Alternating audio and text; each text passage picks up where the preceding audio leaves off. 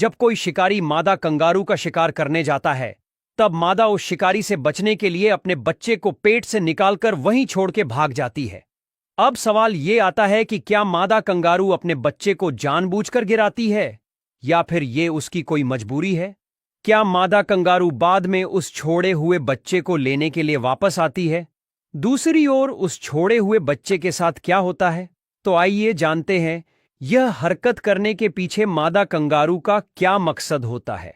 सबसे पहले मादा कंगारू के कुछ सीक्रेट्स जानते हैं जो आपको हिलाकर रख देंगे। इतने बड़े मादा कंगारू की गर्भावस्था सिर्फ 30 से 36 दिन की होती है और 30 से 36 दिनों के बाद मादा सिर्फ एक मूंगफली के समान साइज के 2 सेंटीमीटर लंबे और 1 से 2 ग्राम वजन के एक बच्चे को जन्म देती है।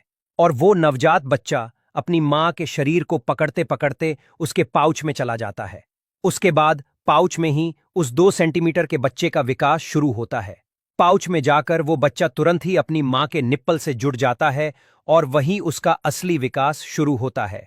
मतलब कि अन्य जानवरों के बच्चे अपनी मां के पेट में विकसित होते हैं, जबकि कंगारू का बच्चा पेट से निकलकर अपने मां के पाउच में बड़ा होता है। लेकिन अब सोचने की बात यह है कि अगर एक बच्चा मादा के पाउच में होता है और मादा दूसरी बार प्रजनन करेगी तो क्या होता है? क्या दूसरा बच्चा पैदा होगा? और क्या दूसरा बच्चा भी मादा के पाउच में रहेगा? दरअसल मादा कंगारू के शरीर में एक अजीब की संरचना होती है जिसके चलते वो दूसरे बच्चे को पैदा होने से रोक सकती है। इसमें कुछ ऐसा होता है कि अगर एक बच्चा मादा के पाउच में होता है और उस समय में अगर मादा नर के साथ प्रजनन करती है तो वो दूसरी बार गर्भवती हो जाती है। लेकिन ये दूसरा भ्रूण निष्क्रिय अवस्था में रहता है और ये भ्रूण तब तक सक्रिय नहीं होता जब तक पहले वाला बच्चा थैली से बाहर नहीं आ जाता। इसका मतलब है कि दूसरे भ्रूण को मादा अपने पेट में फ्रिज करके रखती है और जब वो चाहे तब उसको विकसित करके जन्म दे सकती है। अब जानते हैं सबसे हैरान कर देने वाली बात। मादा कंगारू शिकारी से बचने के लिए अपने बच्चे को पेट से निकालकर वही छोड़ के क्यों भाग जाती है?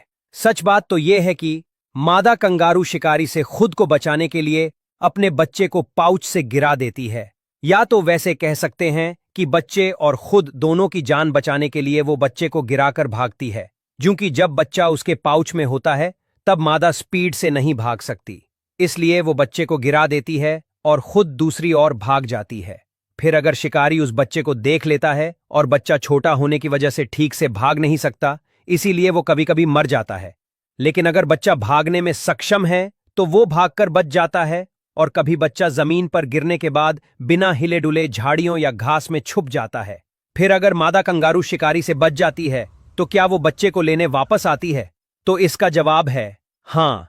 अगर मादा कंगारू बच जाती है और लगता है कि शिकारी दूर जा चुका है तो मां बार बार पीछे मुड़कर देखती है।